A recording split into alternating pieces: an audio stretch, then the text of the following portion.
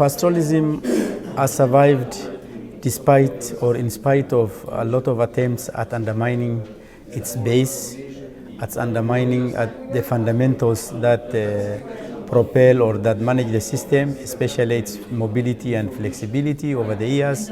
I think because of the inherent strength which is within the system and its ability to manage an otherwise unmanageable environment in which only pastoral people live and thrive, an environment which is characterized by uncertainty, an environment which is in disequilibrium with everything within its sphere.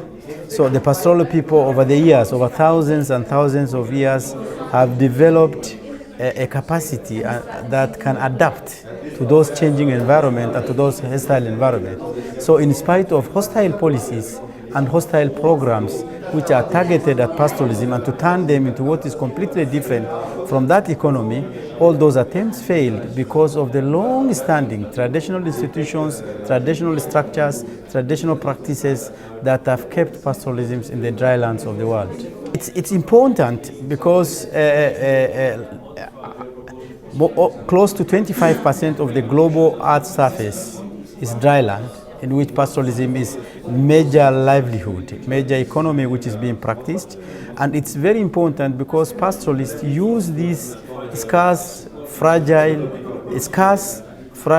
and certain resources in a way that they have refined and honed over the years.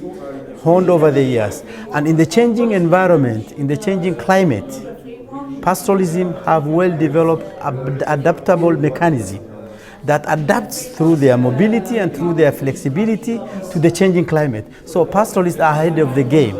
What is lacking is support environment by policymakers, by governments, by international donor agencies in supporting pastoralists. In climate change, pastoralists are ahead of the game in terms of their management system, in terms of their ability to use the land, but also in pastoralists' ability to conserve biodiversity and conservation and the sequestration of carbons, because pastoral land is full of grassland which can absorb carbons. So they're ahead of the game.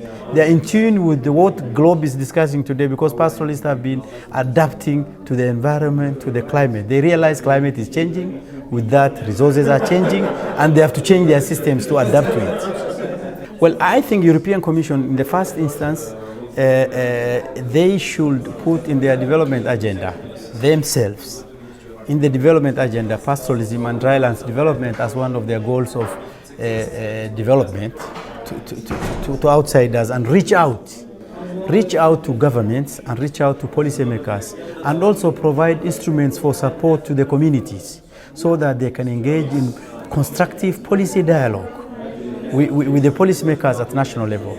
And also EU can spur debates, can spur dialogue among donors, because it's a powerful donor institution at global level. So can spur donors and change attitudes and practices within government at national level, at international level, and also at local level. Develop instruments and policies that are supportive of pastoralists and pastoralism.